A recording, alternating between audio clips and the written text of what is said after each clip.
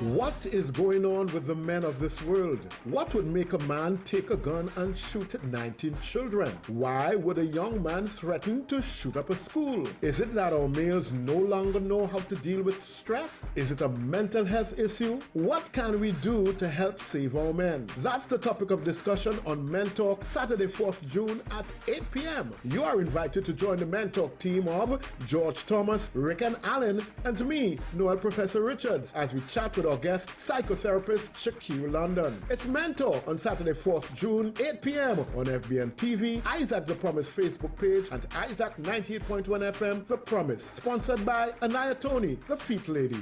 Hello. Hey Jack, you missed the meeting yesterday, boy. What happened? Andrea was under some pressure, boy. Well, you know, Uncle have diabetes, high blood pressure, and poor circulation. He couldn't even walk properly yesterday, so I took him to the Feet Lady, boy, Dr. Anaya Tony. And let me tell you something, when they're done with him, he feels so good. You know the man forget he walking stick by them. When I go back for the next session, we'll get back, man. I must send her number to my cousin. She have a pinched nerve, lupus. And I think she uncle got stroke, you know. I had to see about my back pain too. Well, Andrea, what are you waiting for? Take these numbers down one time. 360-5166 and 478-7416. Dr. Anaya Tony, boy, the Feet Lady from Anaya Health and Wellness Center. You can't go wrong.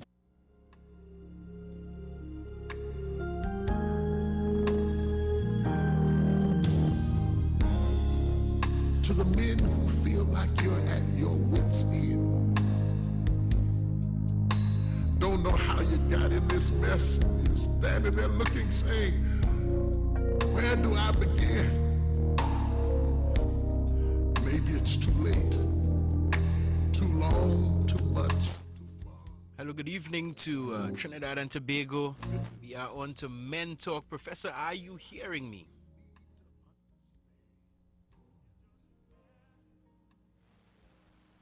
Evening to Trinidad and Tobago and beyond, wherever you're listening to us in the world right now, whether it's morning or evening. We want to wish you a good day and welcome you to Men Talk, starting a bit late today because of our programming, but we are here and ready and raring to go.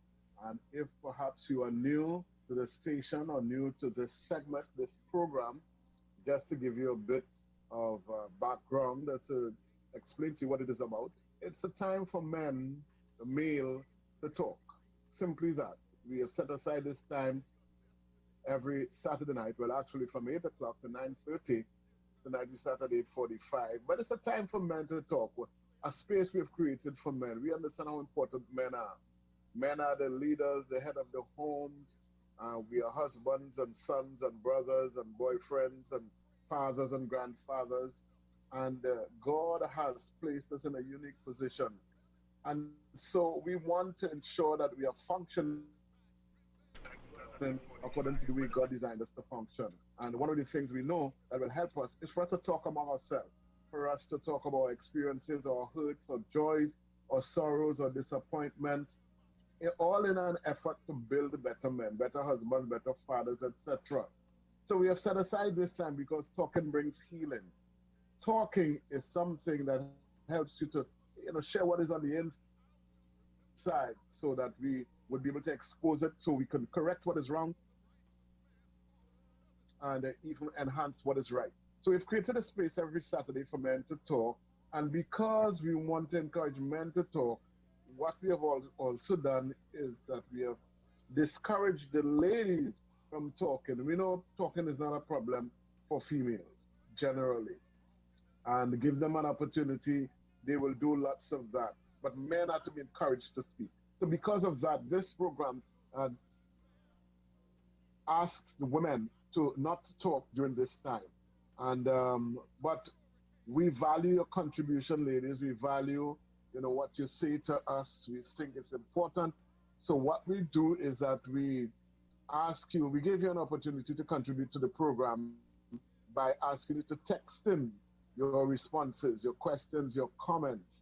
Text it in, and I'll give you the number straight away. It's 275-1981, 275-1981. That's to you ladies. But for the men, excuse me, for the men, we will give you the numbers when we open up the line because it's an interactive program where you get an opportunity to call in and share your thoughts, ask your questions. And because of that, men, we will give you the numbers when we open the lines, when we come to that place, that section of the program where we want to hear from you, we want to get feedback from you. But for now, ladies, we ask you, please do not call in, send in a text message. Again, not a voice note, not a voice note, a text message we want to ask you to send. And, we'll entertain it. I want to say good evening to my two co-hosts. I'm trusting that they are here, and that's Riquen Allen and George Thomas. Gentlemen, are you there? Yes. Good evening, Professor. It is another blessed Saturday evening, a little later than we're accustomed to, but Trinidad and Tobago, we are here for yet another mentor. I am here and raring to go. Wonderful, George. Riquen? Yes, good evening. Are you guys hearing me?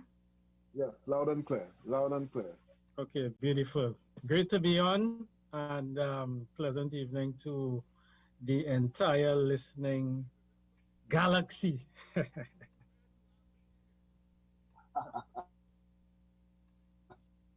That's right. Well, thank you, gentlemen, and welcome. And we want to welcome our special guest today. No stranger to us. He's been here before, and he has contributed significantly to the program. And we want to welcome psychotherapist. And he will tell us what's a psychotherapist, because those two words sometimes have a negative. When you think about it, especially when we think of psycho, we say, "Boy, you're psycho, boy." It means you're crazy. But we know it's not that. So he's going to explain to us what is a psychotherapist. He's the CEO of his own business. He's going to explain that to us, tell us about that as well. But again, he is no stranger to us. And, I've worked with him before. We are part of a team that go to the CCC, the Civilian Conservation Corps. And as I said, he's contributed significantly to the program already. So let me just introduce you to Mr. Shakir London. Shakir, good evening and welcome once again to Mentor. Pleasant evening, Professor. Pleasant evening to the other hosts on the platform, and to Trinidad and Tobago and everyone that is listening out there. I trust that you all are doing well. It's a pleasure to be here this afternoon.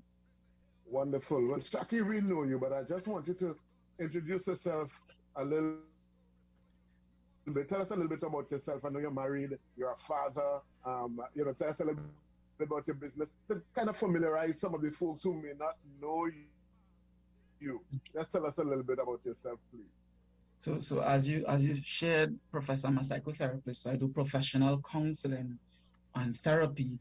I've been in practice for 9 years now, right? So I have my own practice.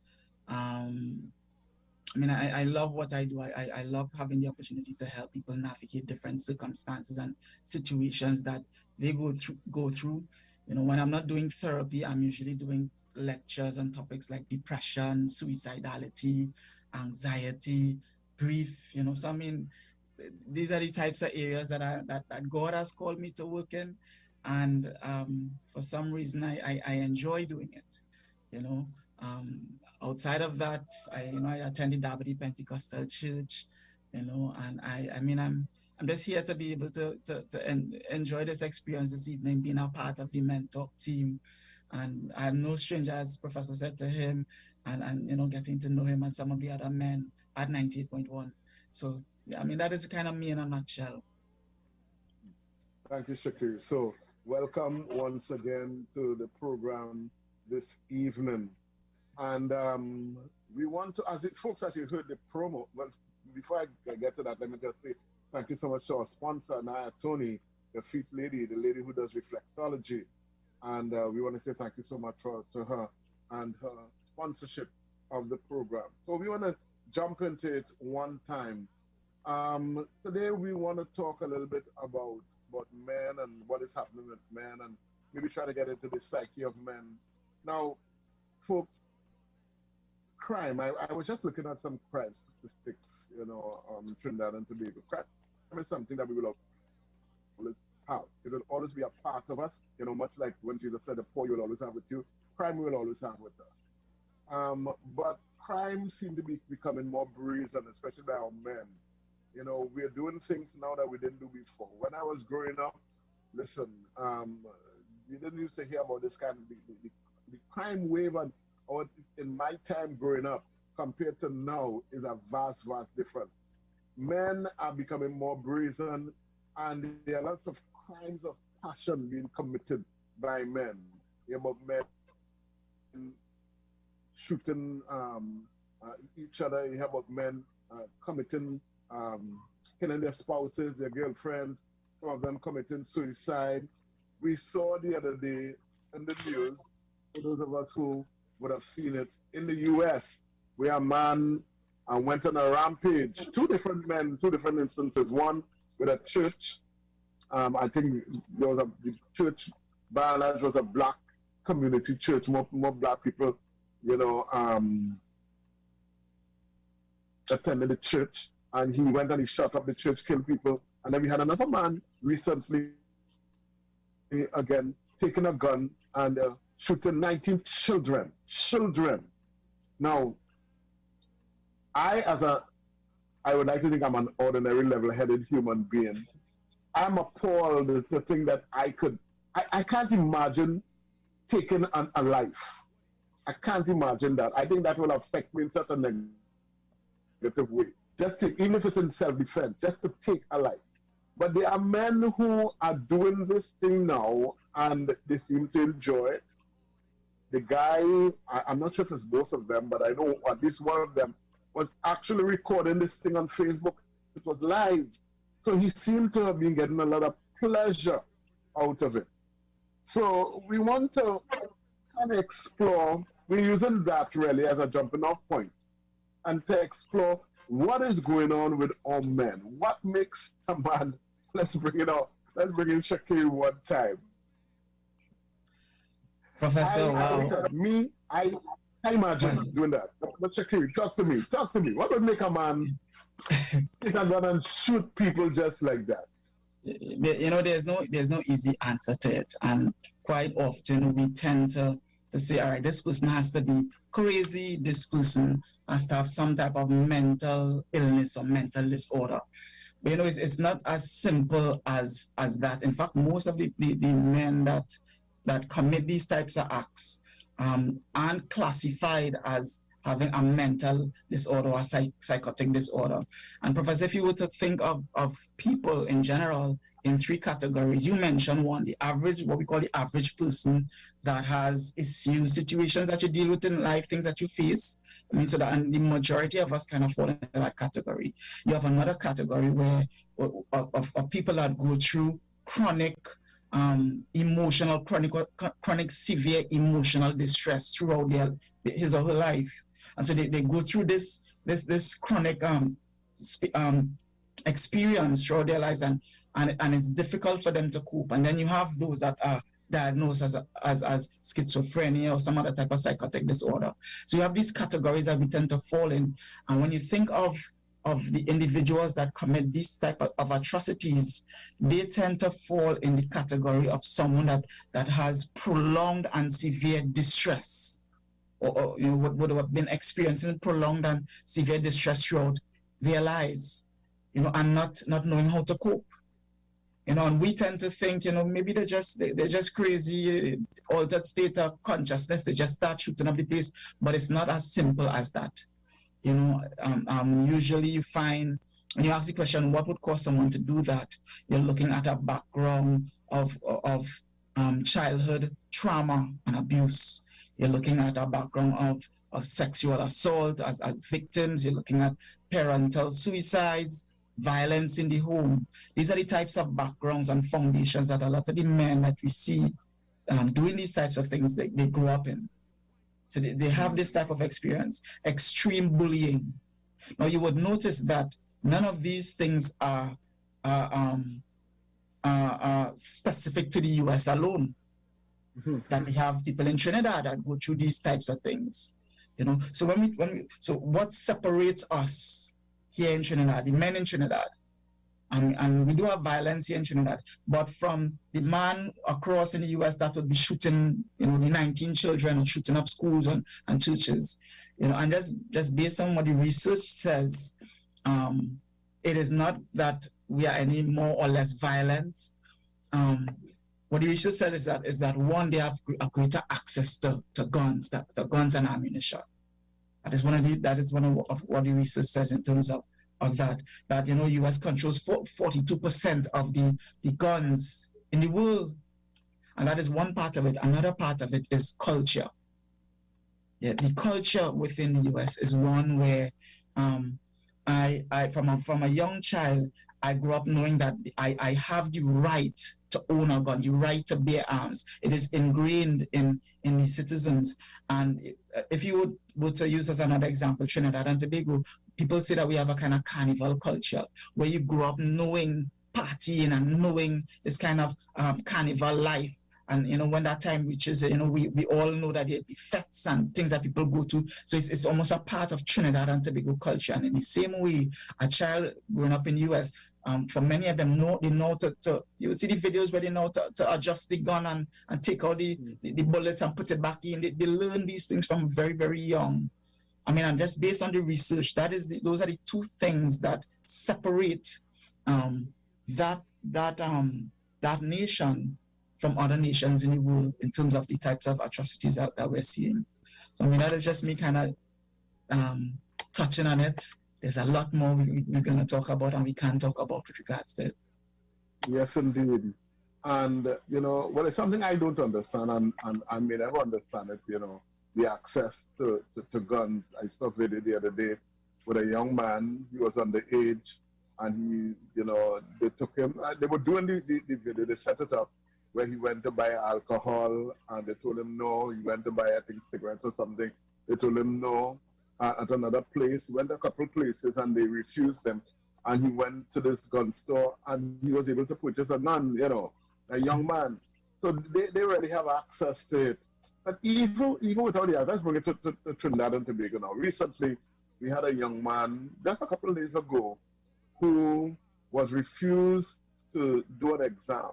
And the reason why they refused to allow him to do the exam is because he threatened I don't know if it's the teachers or whoever was in charge to come and shoot up the place. All right? And I think maybe before we would have taken that lightly. We would have said, oh, these youths like to talk, man, they like to say. But now we can't take that lightly. Now we can't say, well, he was just talking. So, I mean, I'm trying to understand, why is there change now? And why would a young man, because this is a young boy doing an exam. So, is it that when something like that happens now, we have to go and try to, investigate his background. We have to see what is happening with it. What do we do in a situation like that? That's basically what I'm asking. What do you do? Because it's not normal. Before we would have called it normal because we know, you only talking, gun talk as we say literally. But now gun talk is real talk and real guns you're talking about. So what do we do when something like that happens? I mean, you're a psychotherapist, so you might be able to discern whether he's serious or not and that kind of thing. But for the ordinary man like me, what do we do? And what kind of help can we give to somebody like that, Shakir? George, I see your hand. I'll come back to you just now. Yeah, Professor, I think that case is a indicator that there's a lot more happening behind the scenes. We tend to feel like this is something new, but there are so many disenfranchised young men or even older men in Trinidad and Tobago that are dealing with deep-rooted issues with regards to trauma that have not been addressed and that have not been dealt with. You're talking about the buildup of hopelessness and despair, feelings of isolation, self-loathing. So you have a lot of people, and not just men alone, that have these types of feelings that they've been navigating all of their lives. Now, one of the similarities between men in Trinidad and what has been happening abroad is that the act of going and commit violence in that form is usually an indicator that this person is having thoughts about suicide. It is as much abroad, it is as much a suicide as it is a homicide that is happening. And in the same way, we have situations where young men are living in despair. Young men are living and they feel like there's no hope. So when a young man, and not all people or young men or even men would fall into depression and just be so sad and down. No, for some of them, they would become violent. When I remember a young man told me years ago, Professor, he said, Mr. London, I feel like I could just run by a police car and pull out my gun and shoot up at the police so that they can shoot me and kill me. It means that he's in this life, but there's a sense of recklessness with his own life. There's a sense that nobody cares for me, nobody loves me, nobody seeks my interest, so I can do anything. I am just not putting the gun to my head. But I would go out there and I would act in such a way where I could lose my life, where I can be violent, and I can't go on killing sprees, and I can't go on robberies, and I can live this type of reckless life because there's no value for my own life. And so it's an indicator that there are things happening below the surface that we aren't aware of. And it is not something new, Professor. It is something that has always been there. You know, is it more acute now? Quite likely. It is more acute now. But there's some questions that I want us and the listening audience to reflect on. Are we as a culture, do we take or do we think that mental or emotional distress in men, is that something that we take seriously? That's a question that we must ask ourselves. You know, do we take it as seriously as we take mental and emotional distress in women and in children? Here's another question. Do we generally make a big spotlight about the loss of a male life as compared to the loss of a woman's life or a child's life in Trinidad?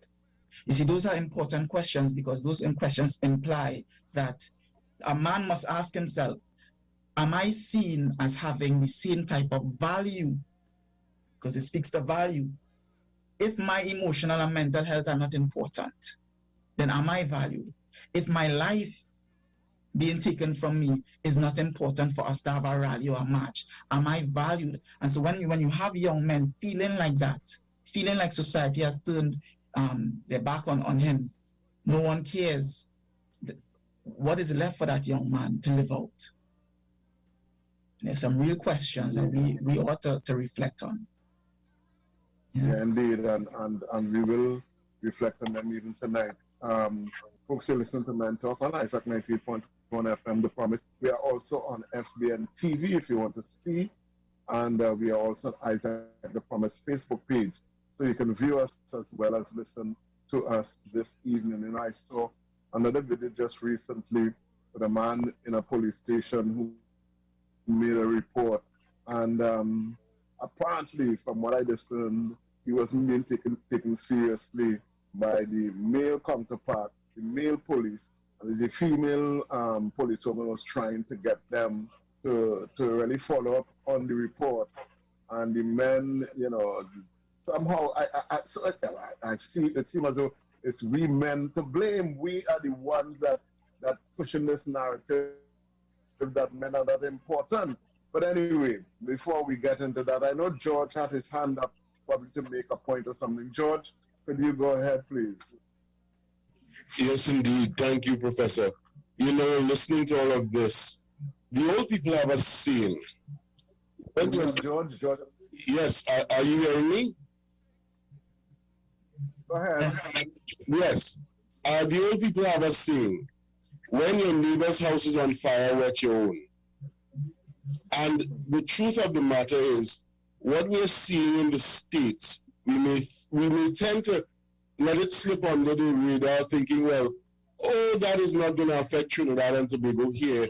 And yes, we don't have the access to guns, and we don't have, you know, those gun principles within our country. But the real crux of this matter, the real seed of this matter lies within our men, within the mental health of our men, and it lies within the culture and the society that we have that allows men to mask when things are not going well with them. Professor, if you would remember, I shared with you, we discussed briefly a picture that I came across. And I'd like to highlight for Trinidad and Tobago briefly what that picture stipulated. To the center of the picture, there were the words, "Men need to know it's okay."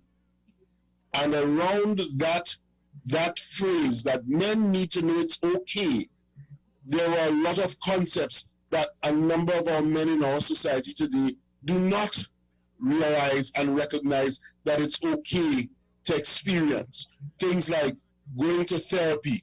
Men need to know it's okay to go to therapy, to be vulnerable, to need support, to cry, to break down, to ask for help, to talk about what they feel, and they also, most importantly, need to know that it's okay to not be okay. Too many of our men do not understand these concepts, do not understand because of society's pressure on them, because of their family's pressure on them, because of their spouse's pressure on them. They do not know that it is okay for these situations to exist. And so, without an outlet or an avenue for these situations to exist, we have the present circumstances that we are seeing, which is that our men are self-destructing. Right here in Trinidad, within the last week, we've had a young man sexually abuse his mother.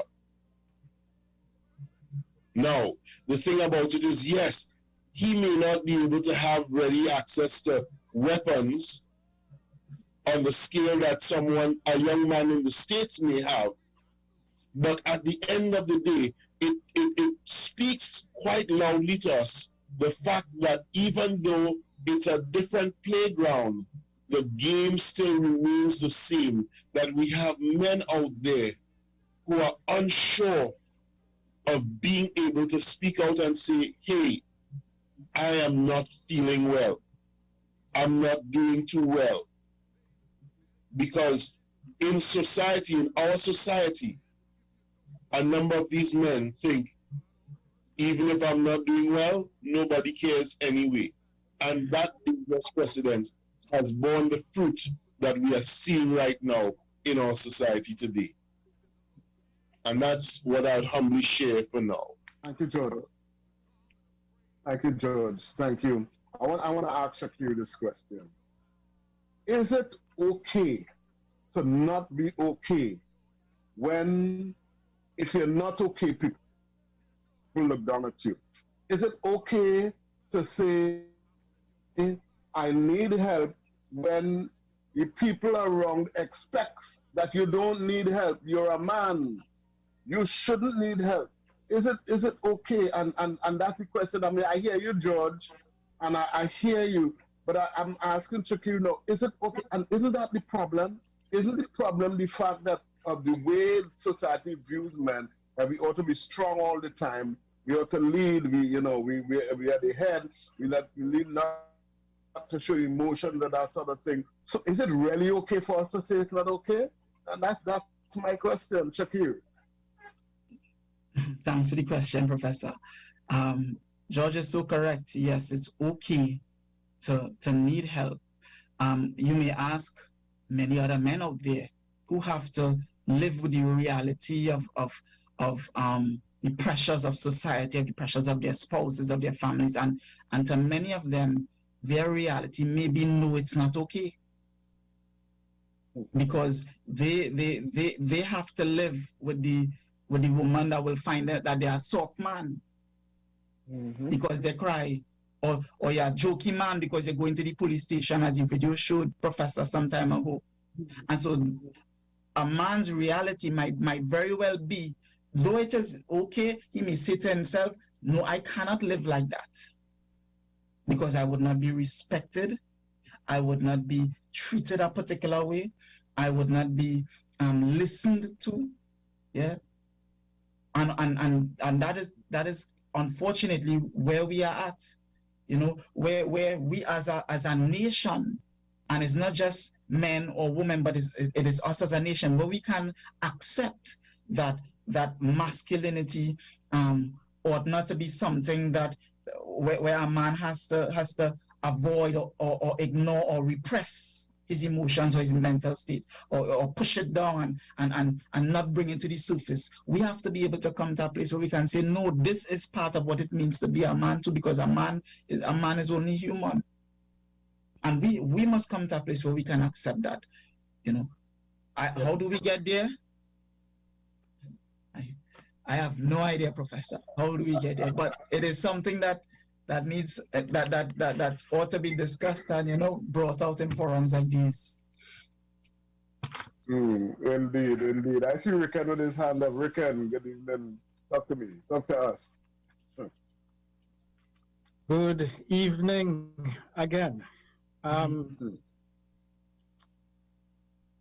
If it exists, we need to jump or hop into the time machine, because these men that we're talking about were once boys.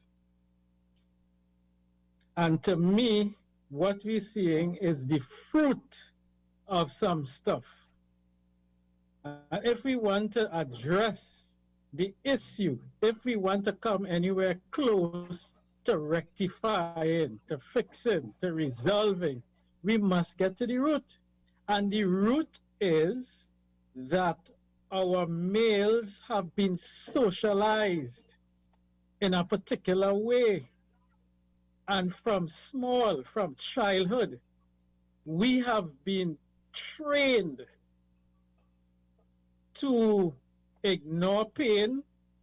We have been trained till we reach a point of what I call emotional constipation. So we have the same emotions as women. Let's get that clear. We have the same emotions. We may express those emotions differently, but we, in my humble view, are just as emotional as women. It's just that they may express it a little more readily. But you see, growing up, when the young boy encountered pain, he hit his head, he bounced his toe, and he started to cry. What was he told? He was told, don't cry, he's a boy. Don't cry, boys don't cry, big boys don't cry. And so from that early age and early stage, we've been trained, we've been conditioned not to process pain properly. And unfortunately, things have not gotten easier. They have gotten worse. And so when from small, expressing pain is problematic. When from small, a boy is ridiculed because he cries or he expresses some kind of emotion that may appear to be probably the domain of girls or females. He is being told, listen, it is not your right. You have no right to be crying. So here's another scenario. You know, I just want to add to that. So that young man or that boy stays in that emotional state for years. And you would hear men would tell you, well, you know, they dealt with that. I dealt with that. I went through that, but I dealt with all of that. You know, I feel numb to it. I don't feel anyhow about it anymore, but I have problems with anger. And all the emotions from childhood would have been there festering for years. Yeah. Who does this man place this blame on? Because he has to ascribe blame for his state where he's at now somewhere. Some turn inwards, they apply it on themselves. I blame me for where I'm at. Quite a lot of men look external. They blame the government, they blame society, they blame the schools, as we have with a lot of these school shootings in the US. They blame their spouse. And so when you see the level of violence meted out to the population, you are seeing an expression, an external expression on who I have to blame. A lot of the young men blame society and what is happening. A lot of men, especially if their spouse becomes everything, they wrap up all the emotions with this individual. When wifey decides that she is leaving or the relationship is over, he cannot allow that, because she is partly to blame for where he's at. And so he has no problem taking her life before he takes his. Wow. Riquen, you're still muted. Yes, go ahead. Yes, if I may just quickly make a point on observation. When we get physically damaged, we get cut, we get bruised, we get wounded, it's visible. We can identify where the pain is at. We can treat with the wound. We can medicate, etc., etc., etc. The challenge is, how many of us are wounded emotionally, psychologically? Some of us, we emotionally diabetic. We disease emotionally. And the reality is, because there's no instrument per se that could do an MRI, X-ray, to be able to see how damaged we are emotionally and psychologically. And I'm making that point to say, I believe one of the very important activities that we must undertake is a means of assessing our emotional and psychological health from early, and perhaps we need to find a way to incorporate it maybe into the school system, that we can be evaluated to know what our emotional state is, so that then some kind of corrective action should be taken. I rest for now. Thank you very much, Riquen. Well, we have the MRI and the X-ray, right here with us, in the form of Shakir, because he in his practice, in his profession, will be able to identify that. The thing is though that where you can physically go to or you would most likely want to physically go and check to see what's wrong with you. When it's an emotional thing, men don't want to find out. Men, we always good. I good, I have no problem. I good. So nobody would seek to find out what the emotional state is as a man. You don't want to know, because society has told you that if you have an emotional problem, you're broken as a man. You're not a real man, and you have to man up. So these are some of the challenges that we face as men. Now, I wanna ask this question to Shakir as well. When men become violent, as in the case of the shootings and whatnot, is part of the problem the fact that they want to have a sense or feel of importance? Because I am thinking, you said, Shakir, that a man maybe wants to commit suicide. So he goes on a rampage. He would, he shoot against the police so that they would kill him. And we wonder, well, if you want to commit suicide, why not take the gun and put it to your own head? So I'm wondering if that act, going there, shooting people, shooting up the place, gives him a sense of importance, of a high or something. It does something for him that he's probably lacking in his life. And that gives him what maybe drugs give to people sometimes. I wonder if that is part of the problem as well. a feeling of I want to be important. I want people to know me. I want people to remember me. I want to be in the news. I want when they're talking about it, it's me they're talking about. I'm wondering if that is part of the problem too, Shakir. Oh, that's a good question. You know, for a lot of the mass shootings or the mass shooters, they study each other. They study previous mass shootings, and what they found is that, what the researchers found is that by studying it, I realized how much attention someone that does this gets. Now, I've lived my life, I've isolated myself. I feel like I am not listened to, like I don't have a space. And so here I have a forum, an opportunity, a platform that I can be listened to, I can be given the attention that I need because I have something to say.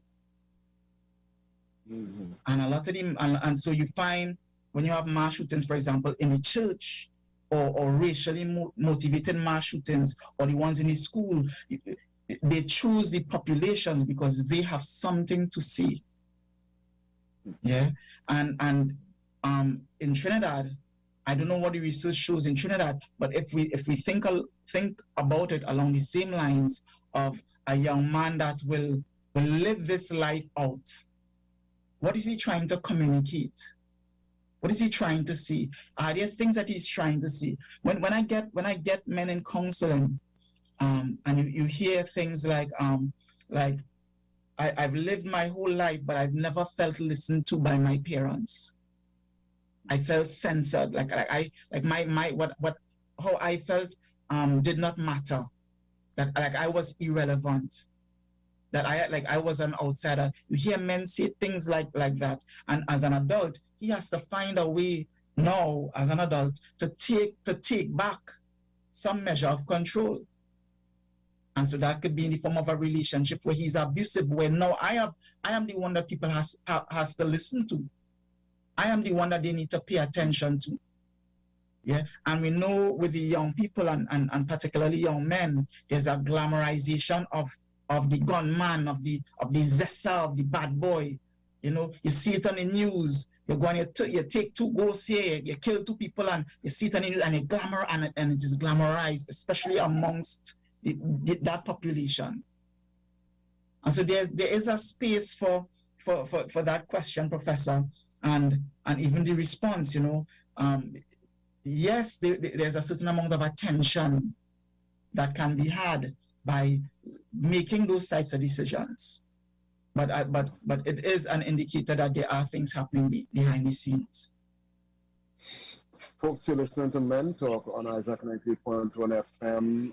The Promise FBN TV and Isaac the Promise Facebook page. We're going to come back to something Riquen said and something Shakir said as well.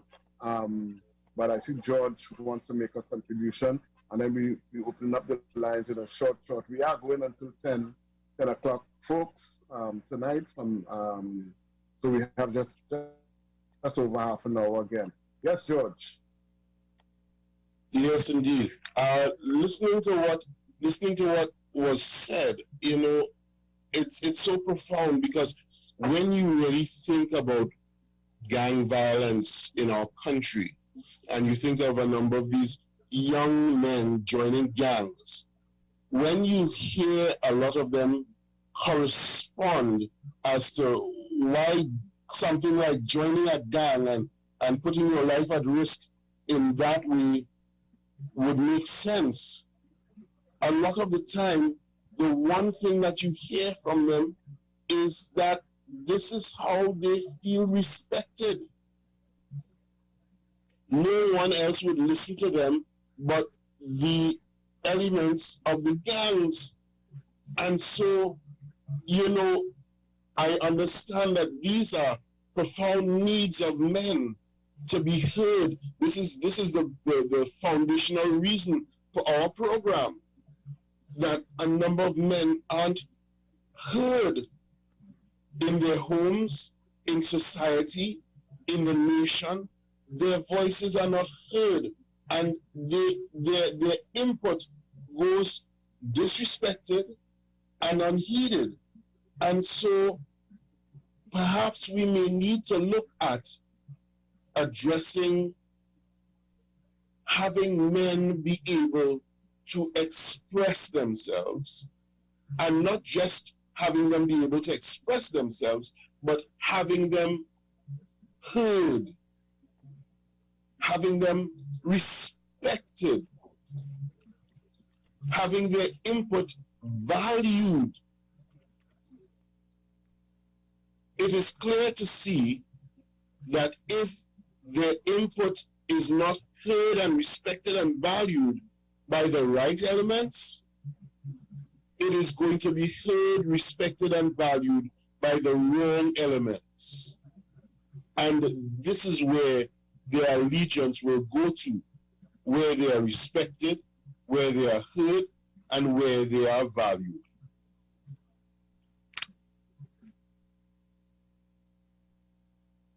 Indeed. Thank you, George. Shakir. Okay, I think I missed that. Shakir, I see your hand up, Riquen. Let me just ask this though. I know Shakir said if you don't know how to deal with this thing in terms of, I don't know if it's the whole society has to make a shift, a change in mindset. I don't know if it starts in the home. Riquen suggests that it's part, becomes part of our curriculum, teaching men how to deal with emotion and things. How difficult is it to turn this thing around, boy? That's what I'm trying to find out. Because we could talk and talk, about it all the time, but we must start somewhere, boy. We must start somewhere. That's okay, George. I know you lost reception. And we must start somewhere. And I'm trying to figure out where do we start this thing? How do we start? Because people like you are, you would have gone to school, you would have studied, you would have made this your career so that you are able to assist others. They come to you, but not everybody is going to come to you, another psychotherapist, right? So what do we do? How does the ordinary man like me help somebody else to deal with these things? Because I am thinking maybe this is a lost cause. Maybe we really can't help the men. Maybe we just can't do anything at all. All things are possible through Christ, Professor. All things. There's what is called a systems approach in psychology, where you address a situation or an issue from different perspectives, right? Riquen mentioned one of them. The schools are an ideal space to where you have a vast majority of young men and women coming to schools or passing through our school system. So it's an ideal space where we can be proactive in not just addressing some of the issues that young people go through, but being able to identify someone in distress, a young man in distress, a potential man in distress. We have to come to a place where we can be able to identify them in the school system. That is one. The churches have a part to play. When you have men's ministry and youth ministry, are we having these types of conversations in these forums that allow young men to know that it is okay to feel like this? It is okay, as George said, to cry and to have these feelings, and it's okay to get help. Well, we can make this idea more widely known, using the forums that the churches provide. You're thinking families, getting into the families, and we have governmental agencies that cannot treat with that. But so much, I always believe, Professor, that there ought to be some type of legislation. From the time you have a child, you ought to go through some type of little training program so that you know how to effectively raise this child in a way that will cause the child to grow in a healthy, in a safe, because your children growing up, Professor, abandonment, rejection, abuse, sexual, emotional, mental, you're calling the child stupid, you're calling the child waste of time, you're torturing the child. You have children, young men going through that in childhood. And so how do we get into the homes? And that is a big question. But that is an approach that we need to think about. Because yes, the schools, yes, the churches, yes, even the communities, but we also need to get into the families. You know, we need to get into the adults, the people that are here. We're dealing with the children. What are we going to do with the young men? For a lot of young men, especially young men living in that type of gang life, they don't see a problem in a professor. Where we are sitting here and having a conversation about the violence, for many of them, that isn't an issue to have a conversation about. You know, that is norm. That is the norm. That is life. We see it as a problem. We, the masses, see what is happening with our young men, what is happening in our country. But for many of them, that is not their reality. And so part of that is being able to reach them where they need the help, you know, to create alternative avenues for them to earn income. Money is a big factor, you know, valuing themselves, you know, changing the culture in terms of how we see young men. A big part as well, Professor, has to do with women. A man presents a certain image of himself. He carries himself a particular way because of how women perceive him. Yeah, so a man in a relationship will act a particular way because of how his spouse perceives him. And no man wants to hear that he's a soft man, he's a jokey man, he's a weak man, he's a little boy. No man wants to hear that. And so a man will do anything that he can do to prevent that from being his reality. In society, in the home, in relationships, you name it. So a lot of some of the work has to happen in terms of how men value what we term the strong male masculine man. Yeah, and so so systems approach, Professor. There are multiple fronts that this thing can be targeted on, but we can't sit idly by and expect that things are just going to change. More needs to be done. It's more than just the social workers and the guidance counselors in school. More needs to be done. One for how much hundreds are in a school population. You will miss, you're going to miss them. You're going to miss them. And it is usually represented by those who are the slackers in class. They ain't showing up, they ain't care, they're cracking jokes, they're bullying other children. You know, those are, we need to be able to tap into them, as well as those that are silent and won't say anything. Indeed. Yeah. Yeah. Thank you so much. Thank you, Shakir. Okay, we're going to hear from Riquen, and then we're going to open up the lines to take some calls and comments. Riquen? Okay, a couple of things, probably three. Number one, there is a quote that goes something like, "The only thing necessary for evil to triumph is for good men to do nothing." We have to come to a point and a place where everybody assumes responsibility for our current situation.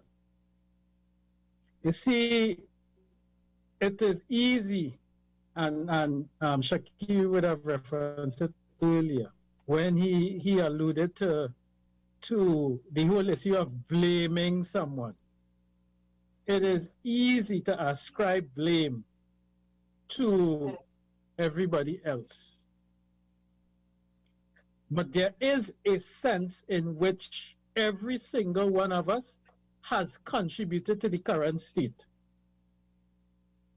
And until we reach that point and that place where we could identify and acknowledge that, hey boy, in truth enough, I have facilitated or enabled the current state of affairs.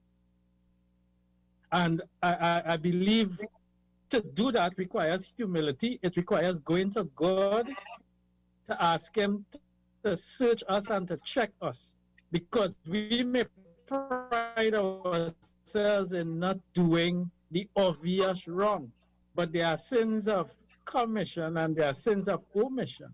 There are things that we may not be doing that we should be doing. So that's point number one. Number two, Nehemiah, when he heard what was going on in Jerusalem, he undertook himself to take up that challenge and that responsibility of restoration. And one of the first things he did was an assessment of the situation. He did an accurate assessment. Until we know exactly what is going on, we really can't treat with it. And that's how doctors operate and make their money. That's how Shakir operates and makes his money. He asks pertinent questions, very pointed and direct questions. And the better the question, the better the probability of arriving at the solution or getting to the root. And so that assessment is key, is critical. Then we can determine what needs to be done and how we go about doing it. The third point I want to make is this. There is a spiritual dimension to all of this. And we cannot ignore the spiritual dimension. One, we are all born and shaped in iniquity. That is a fact. So we are predisposed to doing wrong and to doing evil. However, think of this. When an animal, a dog, for example, gets a cut, when a fly lands on that cut, if it's not treated and a fly lands on that cut and lays its eggs, we know it's just a matter of time before it becomes infected and it becomes endangered. It could kill the dog if there's no intervention. Now, the same applies with us as humans. But understand this. One of the names attributed to Satan is Beelzebub, which is the Lord of the Flies. And it means, therefore, that he is in command of some spiritual flies called demons. And what the enemy does, I believe, is he looks for people who are hurting, people who are paining, people who are wounded, people who are broken, people who are cut. He looks for them to deposit his eggs. And that is why it's important that treatment occurs early, because when those eggs are deposited and people begin to feel bitterness and resentment and nobody care about me and so on, it is eventually going to lead to a place of either explosion or implosion. And so let us not deny that spiritual element that is real, that exists, that the enemy of our souls does not like us humans. His aim and his mission is to steal, to kill, and to destroy. And he loves people who have not properly processed their pain, that he could come and lay his eggs, that eventually they will be destroyed. Very true. Professor? Yes. Yes, Yes. sir. Yes, Sola okay. here. We have some WhatsApp messages. Let me read them at this time. Yes, let's see the WhatsApp messages. And of course, folks, we want to let you know as well that you can call in now. The numbers are 622-1981, 622-1981, and 628-1981. All right, so we have a call coming in. Let's get the WhatsApp messages. I'm going to read the message and then I'll try to... actually, let me try to take the call first, because the call might Call drop. first, yeah. Hello, good evening. Yeah, good afternoon. Good evening. Go ahead, sir. What a subject. Thanks for that. The same kind of attitude, arrogant attitude that those parents in the past trained children to do, especially boy children, let me put it that way. Not to cry, not to be sympathetic towards anything. That type of attitude. We have them behaving this way in these days with their families. Sometimes even the children, not only the better half, but the children and all. It's because of that attitude that causes that. And I hope that the parents today will change that kind of behavior so that in the future we'll have better parenting and better children, as a matter of fact. Thank you. Listen to me and listen. All right, let Thank me. you. Thank you. I didn't get all of it, but I heard We have another call. Let me take this this time. Go ahead. Hello, good evening. Hi, good evening to the panel. Good evening. Good evening. Okay, I have a question. How can you identify a demonic attack from a psychiatric attack? Thank you. Okay, you're going to tell us. I didn't quite hear the question. I don't know if you understood it. The question was, how can you identify a demonic attack from a psychiatric attack? I think is the question. We have another call. You wanna take the other call and then answer, or you wanna answer? Take Let's take the call and then we come back. Hello, good evening. Hello, good night. Hi, hello, ma'am. Could I get a number off the air to say something? I don't want to say it on the air. All right, it's 275-1981. 275-1981 is the WhatsApp number. You could send a WhatsApp message there, and we will definitely try to answer you or read your message out as well. All right, let me read you what. Well, you want to answer, or you want me to read you WhatsApp message? WhatsApp message. Okay, let's get the WhatsApp. All right, let's take the WhatsApp and then we'll see if we can tackle all of them. All right, so someone says, good night. Jesus wept. Men cry. I lost 2 sons in less than 3 years, and a big chunk of me died. I'm a victim of spousal abuse, but my sons were more loving than my daughters. And this is, she puts a name here from Mayaro, Schumer from Mayaro. We also have, someone says, wow. A couple of weeks ago, I got a phone call from an old co-worker's husband, a young man. He asked me what I thought about whether men cry. He challenged me to write a book on men do cry. When he hung up on the phone, I got a poem. 2 days later, I got some other downloads. All right. We have one more. Someone says, I agree. People behave as though young men can just pick up help out of the thin air. When they finish school, I was told I need to leave my son alone while he struggles sometimes without a job because he's a man. He has to learn to deal with it. I am asking how? How will he deal with it if those close to him refuse to help?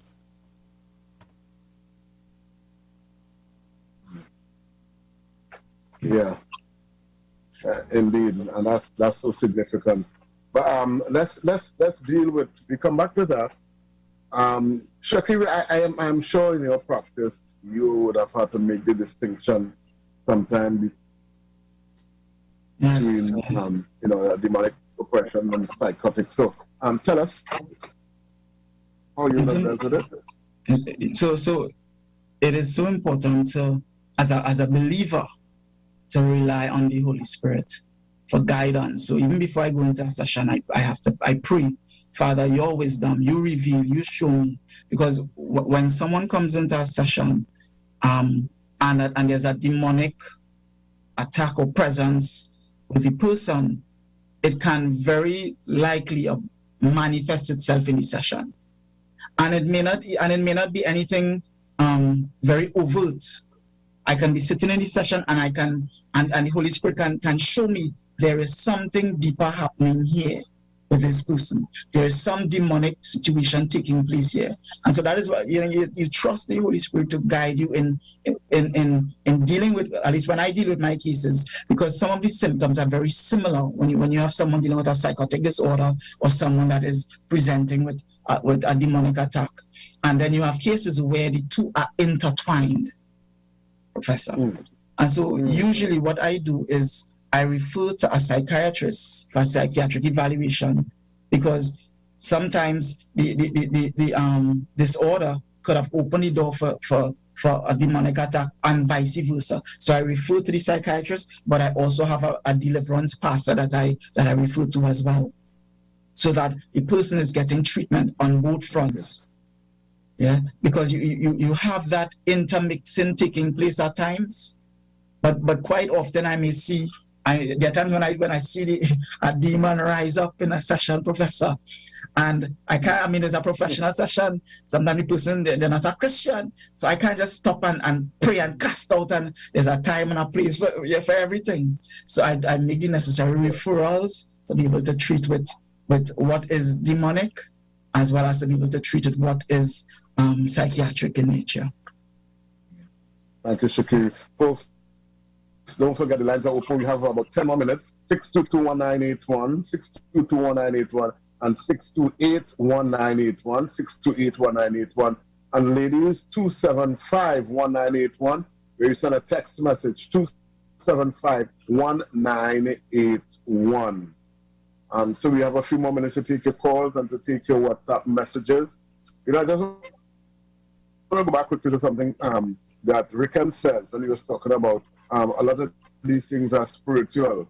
But I hear you, Riquen, and I appreciate that. But I think as well, on the reverse side, is that we treat a lot of the things as spiritual when they could be psychiatric. So somebody has a mental problem and we casting out demons. It may not necessarily be demons, but we casting out demons, we praying for them when we could probably refer them to someone like Shakir. I think what we need to do is to be able to discern how we do that. But I don't know that. I don't have the answer to that. But we pray about everything. Well, let's pray about it. This one has a problem. Let's pray. Let's pray. Let's do this. And sometimes what they need is a referral. What they need is a professional help. What they need is somebody who would be able to identify whatever the issue is and deal with it. All right. So Professor, I think we also have that. Professor, we have another call at the moment. You want to take it? Another call? Okay. Yes. Hello, good evening. Let's take the call. Hello, good night. Mm-hmm. Hi, good night, ma'am. You'll have to send a message. We're all supposed to be walking. All right, ma'am, you'll have to send a message on 275-1981. Professor, how am I doing your work tonight?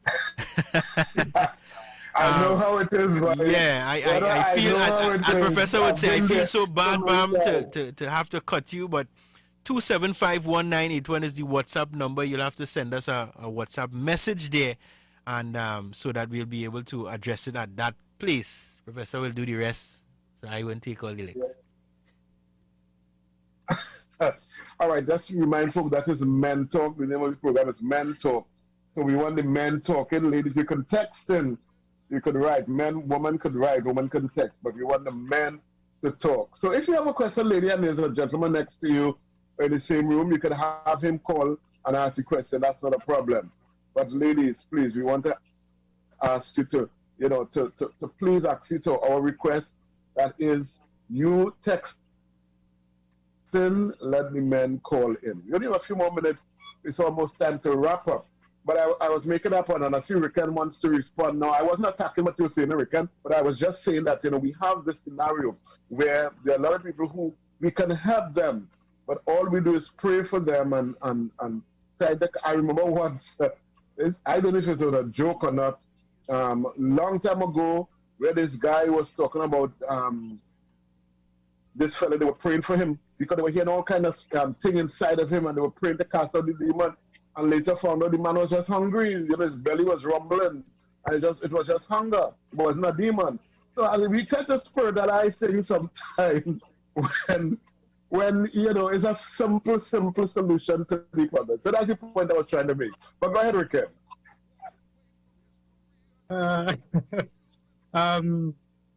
No, I'm not rebutting. I'm not rebutting at all. I just remembering David.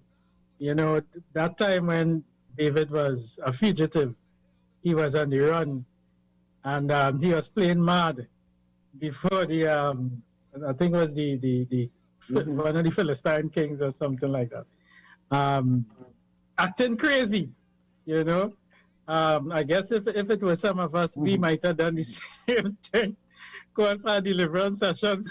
well, that's the thing, yeah. That's the thing. Nevertheless, I think Shakir is probably best placed to advise us as to how to go about that kind of scenario. Professor spoke to referral, having contact with agencies, organizations that would provide the type of support that the church needs, because you do have people in church who have disorders like schizophrenia, bipolar disorder, personality disorders. So having the resources available to you that you can refer is very important, and not just feeling that, you know, you will do everything here. Yeah. And God can decide to heal a person totally from the psychiatric disorder as well. But he may allow for the you know, someone that is in the field to be able to treat it in a different type of way. Yeah. Yeah. As we come down to a close, you know, there's one thing I really wanted to go back to. I don't think we could really talk about it much, but something Shakir said at the beginning. As a society, have we placed the kind of importance on men as we should have? You know, if a man gets killed as opposed to a woman, you know, or should say a woman gets killed as opposed to a man, is an outcry from the society. Look what happened, you know, this man killed her, and you know, we are appalled that certain things that happen to women, and the very same thing happens to men, and it's like, you know, normal everyday run-of-the-mill thing.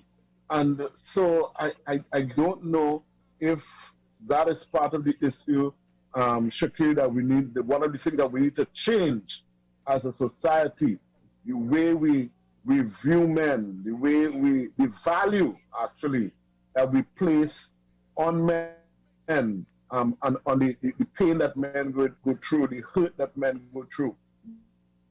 We have to start seeing it a different way. And my question is always, where do we start? How do we start that? Where does it begin? Does it begin in the home? Do we talk to our authorities, like the police? Do we even the people in the media? They may highlight something, you know, that happened to a woman. You see it front page news, and same thing happened to a man, and it's somewhere in the middle, you know, somewhere in not the back market spots, somewhere hidden in the newspaper. So there are different levels, I guess, we could deal at different people, different arms of the society, but I don't know. I don't know the answer. Where do we begin? So I just wanted to talk about that. I know we don't have time to deal with it, but I want to allow you, Shakir, to just, I know we can't solve this problem in one night, but just to give us some closing remarks, maybe some hope for the future. Professor, I think that any time a man in a home is vulnerable, I see that as an opportunity that is presented for his spouse within the confines of their home to decide, how am I going to respond to this? And dependent on how I respond to this, that will communicate to the man whether this is okay, whether he believes this is okay. You know, and that is just in our own spheres, being able to make some measure of impact. And I guess this is for the ladies, you know, but even for the men listening, that when your friend, your brethren, your brother comes and speaks to you, you know, what a man recently told me, so he can't go and talk to his friends about the deep things that he's dealing with as he comes to therapy. He can't talk to them because everything is, you still with she, leave she. You know, you get this kind of plate off type of approach. We as men, are we willing to really give ear to what our brothers are going through, and support and validation that is needed? Closing remarks, Professor. Riquen made a point earlier, can we go in a time machine and go back and change some things? And I'm thinking, you know, can't the time machine be right now? And what I mean by that is, we have little boys and little girls right now in Trinidad and Tobago that in 20 years' time would be our young adults. And what we put in place for them now would be an indicator of what their reality would be like down the road. The changes that we make that treats with some of the mental and emotional challenges that they are facing would allow them to be in a better place down the road. When I was in school, I can't remember there being any social worker or guidance counselor in my secondary school at that time. Now, when you look around, I mean, my wife is a social worker. It's a normal thing in schools.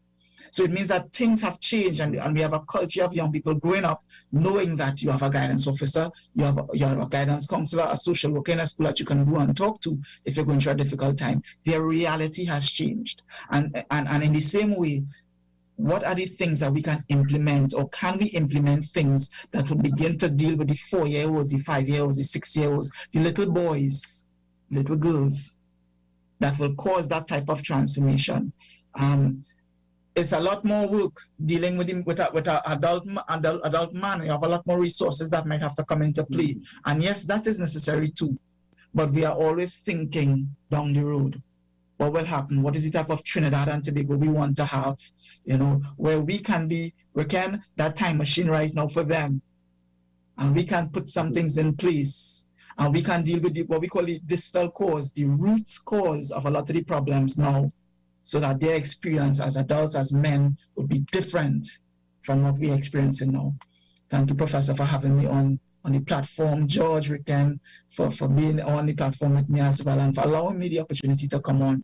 Really appreciate it, as always. Yeah, God bless. And to all the listeners, God bless you all. Yeah, we appreciate you. Riquen, George, you have 30 seconds. You're already over the time. But I'm going to give you all 30 seconds to just close off. Amen. I guess I'll start briefly. Trinidad and Tobago, there's so much more that we can speak on this topic. But the one main thing that I want you to take away from this topic is this: the question, what can you do to create a safe space for a young man within your community? What can you do to facilitate a young man being able to say he's not okay? I'm not suggesting that you place yourself in harm's way, or that you place yourself into a situation that is beyond your ability to deal with. But some way, somehow, you can be a catalyst towards saving our youth, towards saving our young men, towards saving our young people. In some little way, you can provide that safe space that will prevent the next murder, that will prevent the next kidnapping, that will prevent the next act of violence. Be that catalyst today. Be that safe space for some young person today. Love you, Trinidad and Tobago. God bless and keep you. Have a wonderful, wonderful Saturday night. Okay. Sure. Our situation is dire, but it is not hopeless. And, you know, God asked Ezekiel the question, can these dry bones live? And they were beyond dead, very dry. So I think we got to start from a place of being hopeful and tapping into what the Father has to say. Lord, you know, and receiving wisdom from our Heavenly Father as to how to proceed. That's it. Amen. Thank you. Thank you to George and to Riquen, my two co-hosts, and special thanks to our guest tonight, Shakir, London psychotherapist. And Shakir, you know, has given us some really valuable things to think about, and we want to say thank you so much. As always, he has contributed to the program, and you know, we, of course, he's going to be back with us again. He's one of our resource persons, and we say thank you much so much, Shakir, and blessings to you, your family, and to your business, and to your mother. He's a son of Dr. Shirley London. I should have mentioned that at the beginning. Dr. Shirley London is his mother. So folks, that's it for us. We've gone over the time already and set aside for Mentor for tonight. Thank you to Anaya Tony, our sponsor, for sponsoring the program. And thank you in studio to Adesona and the technical team back there. Thank you guys so much. God bless you. Next week Saturday, we have another program at 8 o'clock. Well, hopefully we will be back to our normal time at 8 o'clock next week Saturday. So until then, we want to hand back over to the studio and Adesona. God bless you. Have a great night, everyone. God bless you, Professor. Where do I begin? Maybe it's too late. Hey, this is Noel Professor Richards, inviting you to join me every Saturday night at 8 p.m. for Men Talk. We will talk about how to live, how to love, and how to lead. It's 1.5 hours of men talking about all the things that men talk about. So don't miss it. It's Men Talk every Saturday at 8 p.m. on Isaac The Promise Facebook page, FBN TV, and Isaac 98.1 FM, The Promise. Hello? Hey, Jack, you missed the meeting yesterday, boy. What happened? Andrea was under some pressure, boy. Well, I know Uncle have diabetes, high blood pressure, and poor circulation. He couldn't even walk properly yesterday, so I took him to the feet lady, boy, Dr. Naya Tony. And let me tell you something, when they're done with him, he feels so good. You know the man forget he walking stick by them? When I go back for the next session, we'll get back, man. I must send that number to my cousin. She have a pinched nerve, lupus. And I think she uncle got a stroke, you know. I had to see about my back pain, too. Well, Andrea, what are you waiting for? Take these numbers down one time. 360-5166 and 478-7416. Dr. Anaya Tony, boy, the feet lady from Anaya Health and Wellness.